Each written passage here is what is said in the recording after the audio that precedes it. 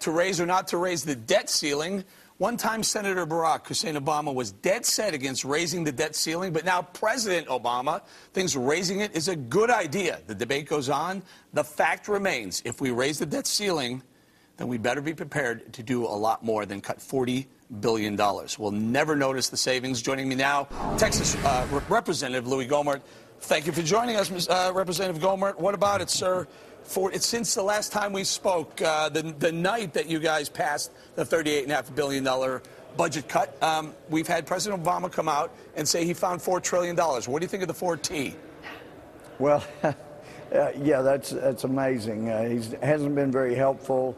He's been dodging the issues. He takes off to Brazil when he commits troops and spends billions of dollars more, including not just Treasury, but American blood. This is ridiculous. We need leadership and not golf lessons over at the White House. This is ridiculous also that we didn't get much accomplished with the CR. Now we're talking about the debt ceiling, and you got people like tax dodger, what's his name at Treasury? Rangel? Oh, yeah, Geithner. Oh, Geithner. Sorry. Yeah, you got your multiple choice there in that question.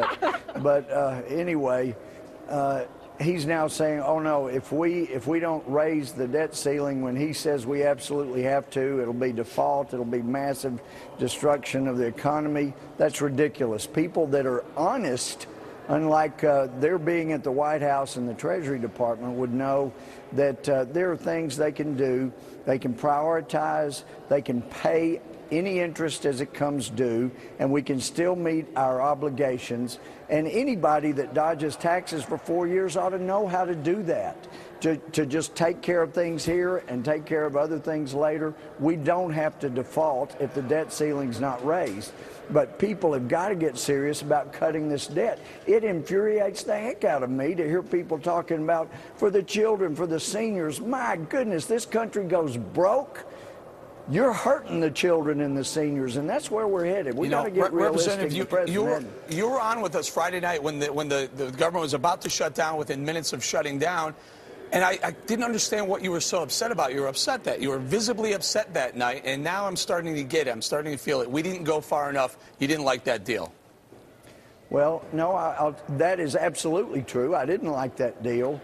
But we've had a bill that has had plenty of co-sponsors in the Senate and plenty in the House. It would pass. All it needed was to come to the floor, and the military could have been assured of being paid on time. And I don't believe I've ever been that angry at a conference.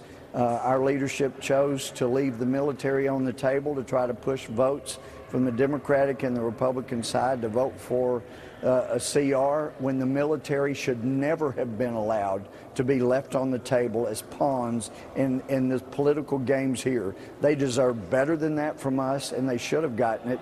And we could have passed the bill, and we're still pushing a bill. And when we come back from being in our districts, and I'm looking forward to being all over East Texas again, but we could take the military off the table. Absolutely. And that's what we need to do. And sir. We didn't do it that night, Eric. Well, and that was keep working. Our fault. You know what? Keep working, right, and we trust you that you'll stay on that one. Thank you very much for your time, Thanks Representative so much, Gohmert. Eric. Thank you.